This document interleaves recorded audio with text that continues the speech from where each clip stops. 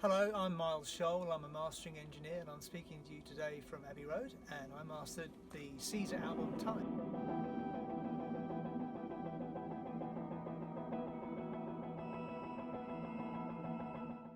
Hi guys, just wishing everybody a happy Record Store Day, especially all the guys down at Vertere Records, Tourage and all the gang, who very kindly gave us the opportunity to record our debut album Time on the label.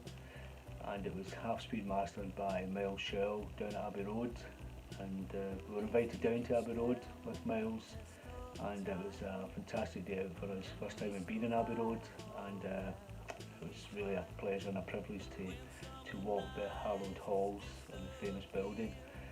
Miles did a great job, the quality right throughout the project, from Vertere right through to Miles, and the team was astounding, and it was a privilege to be able to say we're part of that team. And in the silence of the past, we have to try and find the presence of love. Here's the studio where I work, and lots of analog equipment here, all very esoteric stuff. I've got my go-to equalizer here is the Sontec. It's handmade by a guy in America. I've got other equalizers from Manley and Masalek and Dangerous Music, and my favourite toy that I use is this here. This is a compressor. It's a handmade compressor. It's a rebuild of a Fairchild, the legendary Fairchild 770, and it's got about 20 tubes in it, and it sounds delicious. And I didn't use much of that equipment on this album because the recording by Stuart up in Scotland was fantastic. It sounded really good.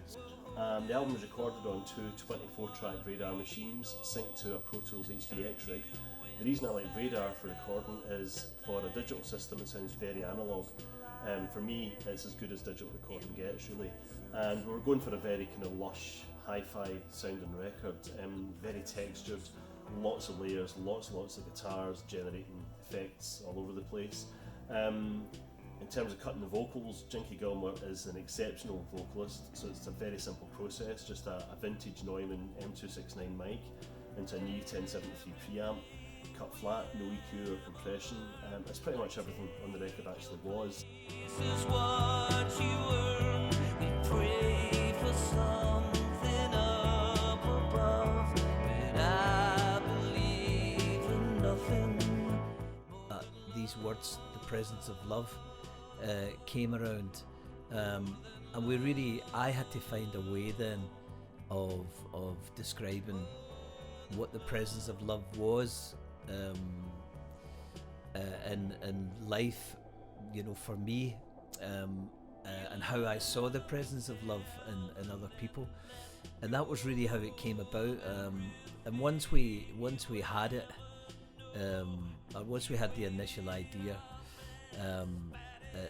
it then takes whatever time it takes to come to fruition. So, but by the time we were finished with it, we knew, Joe and I both knew that we were really happy with it, and thus it made the first album.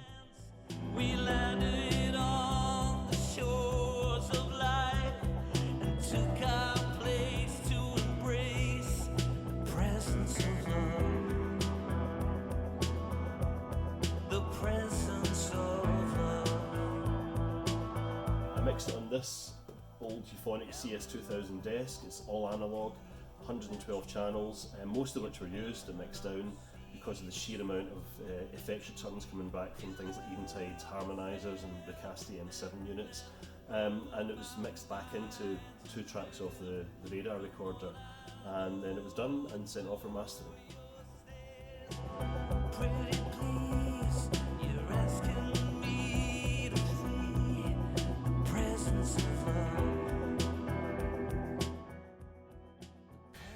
And once that was done, I cut the vinyl masters, and here is the LP, and over here is my lathe. This is a Neumann BMS80, made in the early 1980s. I've had it customized to my specification, and it's got lots of clever little toys on it. Runs at half speed if you want to do that, and this album was cut half speed.